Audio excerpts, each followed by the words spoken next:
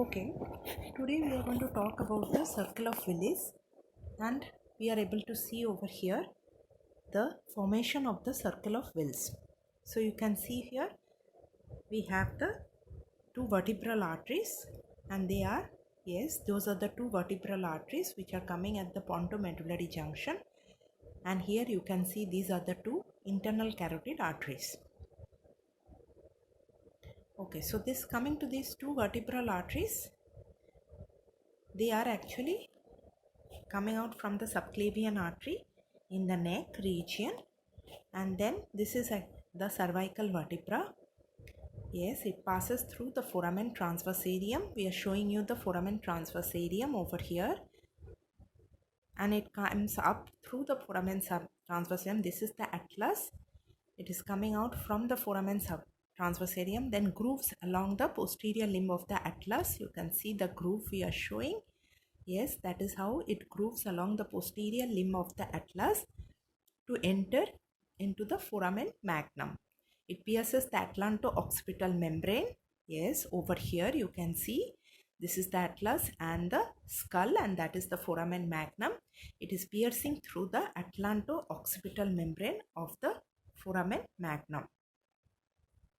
You can see these are the two vertebral arteries, and they are joining at the pontomedullary junction to form the basilar artery. You can see it forms the basilar artery on the basilar groove of the pons. So that is the basilar groove of the pons.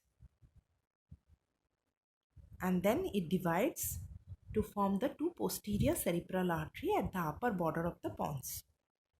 So it is dividing to form the two posterior cerebral arteries at the upper border of the pons.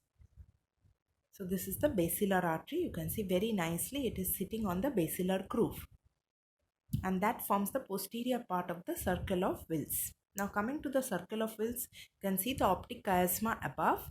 That is the internal carotid artery. What we are showing you now is the internal carotid artery. Those are the two internal carotid arteries on the either side, and you can see the internal carotid artery comes out from the carotid canal. So it passes through the carotid foramen and then through the carotid canal and comes out very close on the apex of the petrous part of temporal bone on the posterior part of the foramen lacerum. It does not pass through and through the foramen lacerum, but it passes through the carotid canal. And here it enters, it comes in relation to the cavernous sinus. Yes, these are the two internal carotid arteries. You can see it very clearly. And then you have one branch which is going laterally. We are trying to show you that branch which is going laterally, and that is the middle cerebral artery. Yes, that is the middle cerebral artery.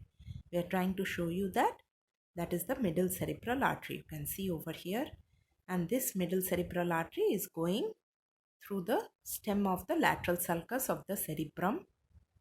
That is the middle cerebral artery which goes laterally. It is as if it is the continuation. So yes, here the light is better. You can see over here that is the middle cerebral artery. If you look anteriorly, that is the anterior cerebral artery. Yes, that is the anterior cerebral artery.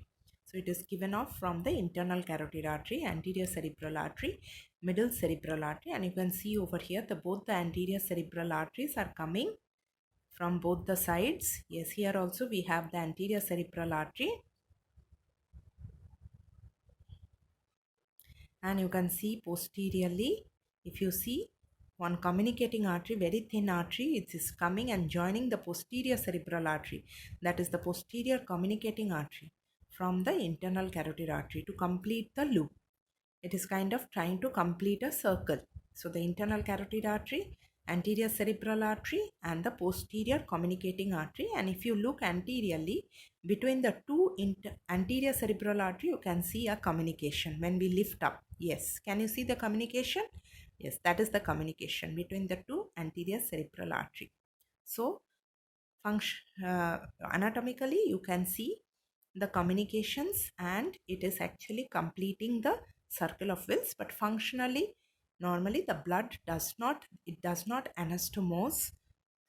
So it is basically, it is anatomical anastomosis and not so much of functional anastomosis. Now coming to the another branch, that is the anterior choroidal artery. What is picked up is the anterior choroidal artery, which comes out from the internal carotid artery. That is the anterior choroidal. It has very important significance. So that completes the circle of Wills. So you can see the formation of the circle of Wills, which is very important for the blood supply. So to revise, these are the two vertebral arteries, basilar artery, posterior cerebral artery. These are the two posterior cerebral artery. You can see. Then the, yes, that is the posterior cerebral artery. And that is the middle cerebral artery.